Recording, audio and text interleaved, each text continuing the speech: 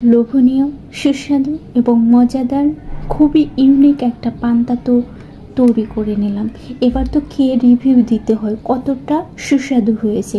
চলো গাইস, তাহলে আমি এবার খেয়ে রিভিউটা দিয়ে নিই। এই যে পান্তাটা স্পুন দিয়ে আমি তুলে নিয়েছি, এবার খেয়ে বলছি কেমন হয়েছে। বিসমিল্লাহ।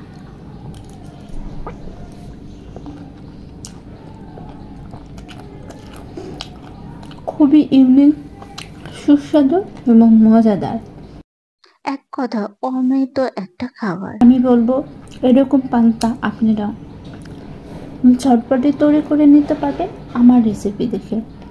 তাহলে চলো দেখে নাও ঝটপট করে আমি কিভাবে পান্তাটা তৈরি করে নেই।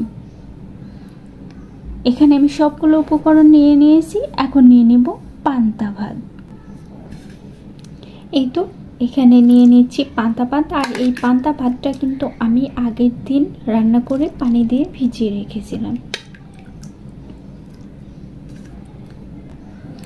এই তো আমি এখানে এক হাঁড়ি পান্তা নিয়ে নিলাম আর দিয়ে দিচ্ছি স্বাদ অনুযায়ী লবণ, একটা কাঁচামরিচ ফালি, আর দিয়ে দেব একটা পেঁয়াজের অর্ধেক কুচিটা দিয়ে দিচ্ছি। এখানে এখন টক দই। আমি যেহেতু অল্প করেই পান্তাটা তৈরি করে নিয়েছি, তাই আমি অল্প পরিমাণেই দিয়ে দিচ্ছি টক দই। আর এখানে দিয়ে দিচ্ছি একটু ধনিয়া পাতা কুচি, এক ফালি লেবুর রস দিয়ে আমি আবারও একটু নেড়ে দিচ্ছি। বোম্বাই মরিচ, আমি এখানে যেহেতু পোড়া বোম্বাই মরিচটা খাওয়া কোনোভাবেই সম্ভব না, তাই এখান থেকে আমি কিছুটা ভেঙে দিচ্ছি, সুন্দর একটা ফ্লেভার আসে। এখন এটাকে ঢাকনা দিয়ে ঢেকে রেখে দিচ্ছি। চলুন তাহলে দ্বিতীয় স্টেপে চলে যাই।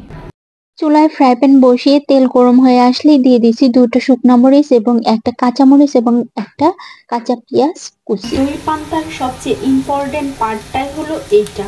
আর এই পর্যায়ে এখন আমি দিয়ে দিচ্ছি 1 টেবিল চামচ পরিমাণে সরিষা আর দিয়ে দিচ্ছি 1 টেবিল চামচ পরিমাণে জিরা। এখানে এখন দিয়ে দিচ্ছি বাদাম। দিয়ে সবগুলো উপকরণ এখন আমি ভালো করে ফ্রাই করে নেব।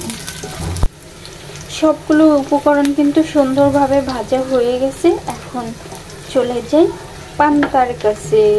এই তো এখন মশলাটা দিয়ে দিচ্ছি আমার পান্তার ভিতরে। দেখতেই পারছেন কতটা লোভনীয় লাগছে। এখন সেটা কিন্তু আমি বলে আপনাদের বোঝাতে পারবো না। ঝটপট করেই তৈরি করে নিলাম আমার লোভনীয় দই পান্তা।